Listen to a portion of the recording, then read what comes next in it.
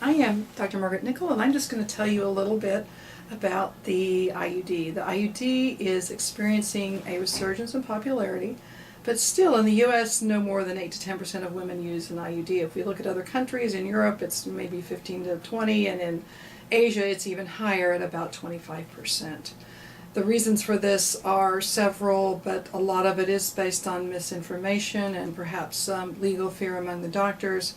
However, with the most recent information shows that it's an extremely safe and effective method of birth control, and it is becoming more popular. There are basically two types of IUDs. The first is the progesterone IUD. It releases a hormone, a synthetic progesterone called progestin, which causes the cervical mucus to thicken. It can inhibit ovulation. It can affect sperm motility and tubal motility.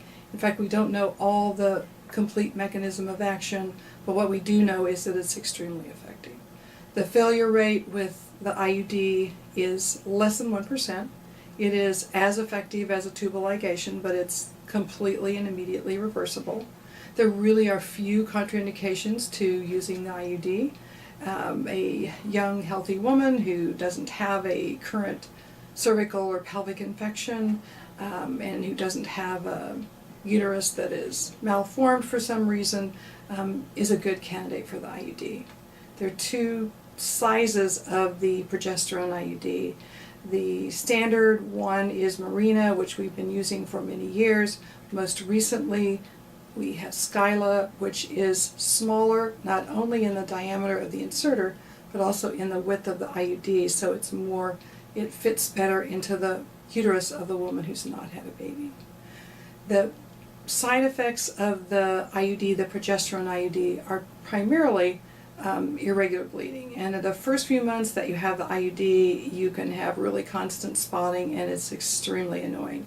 However, almost always after the first few months, that goes away, and most women will have either irregular periodic light bleeding, and maybe half of women have no bleeding at all on the Mirena, and about a quarter on Skyla will have no bleeding at all. As far as complications of the IUD, complications are infrequent. Yes, uterine perforation can occur, and the IUD has to be retrieved with laparoscopy, but that's one in 1,000. Ectopic pregnancy is a concern, but overall, the 5 years that a woman uses Mirena, the chances are no more than 2 out of 1,000, and it's certainly less common than if she were not using contraception. As far as pain with insertion, it generally is well tolerated. If a woman is going to have a significant amount of pain, I would use a paracervical block, which helps really a lot. Now, the other type of IUD, the copper IUD, we don't use as much, and the primary reason for that is that it makes periods heavier and it causes some more cramping. Now, for a woman who wants to avoid any exposure to hormones, this would be a good choice. However, if a woman has bad periods at all, the IUD could make them worse, and so that would probably not be the best choice for her. So just in general, the IUD is extremely effective, it's efficacious, it's a few contraindications, it's very safe. We do not worry about pelvic infection, though there's a transient increased risk of pelvic infection at the time of insertion. Even that increased risk is less than 1%, so that we don't use antibiotics for insertion because it's not helpful.